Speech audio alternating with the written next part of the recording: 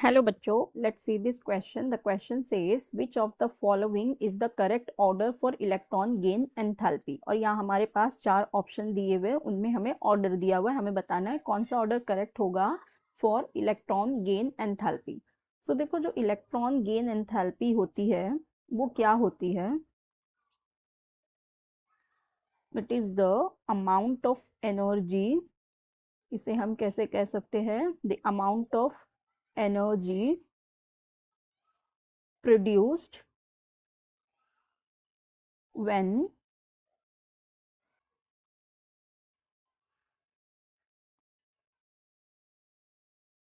neutral gaseous atom receive an extra electron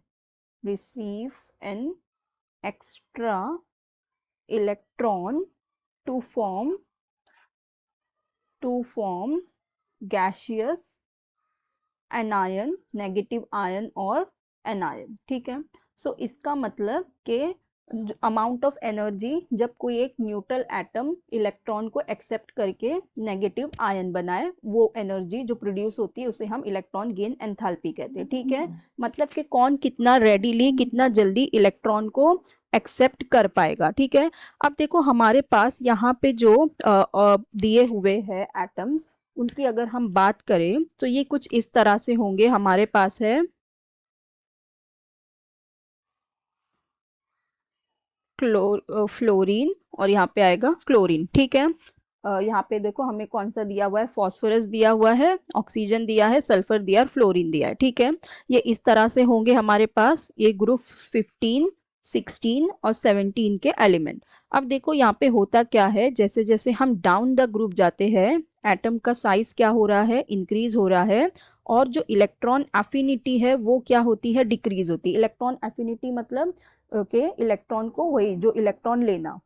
सो यहाँ पे जो दिया हुआ है, और यहाँ पे अगर हम लेफ्ट टू राइट मूव करें, लेफ्ट टू राइट जाने पर जो हमारी इलेक्ट्रॉन एफिनिटी है वो क्या होती जाती है, इंक्रीज होती जाती है। ठीक है, मतलब एंथैल्पी गेन एनर्जी की बात कर रहे हैं हम, इलेक्ट्रॉन गेन एंथैल्पी जो इलेक्ट्रॉन को लेने की एनर्जी है। सो यहाँ पे देखो, मतलब हम ये कह रहे हैं कि डाउन द ग्रुप जाने पर क्या होती है, इंक्रीज, सॉरी डिक्रीज होती है, और लेफ्ट टू राइट जाने पर इंक्रीज हो रही है। अब यहाँ पे जो हमें एटम दिए हुए हैं, जो नहीं है हम उसे हटा देते हैं। तो यहाँ पे देखो हमें इस तरह से ये एटम दिए हुए। ठीक है, सो अब यहाँ पे सबसे ज्यादा फिर इलेक्ट्रॉन गेन एंथैल्पी किसकी होगी? यहाँ पे फ्लोरीन हमारा कहाँ है, राइट में है, और हम कह रहे हैं लेफ्ट टू राइट जाने पे इलेक्ट्रॉन गेन एंथैल्पी इंक्रीज होती है, तो इसका मतलब सबसे ज्यादा किसकी होगी, फ्लोरीन की होगी। ठीक है, तो हमारे पास सबसे पहले आ जाएगा फ्लोरीन। फिर उसके बाद अब देखो हमारे पास दिया है ऑक्सीजन, सल्फर और फॉस्फोरस, इनमें से किसकी होगी? हम ये कह रहे हैं कि डाउन द ग्रुप जाने पे डिक्रीज होती है।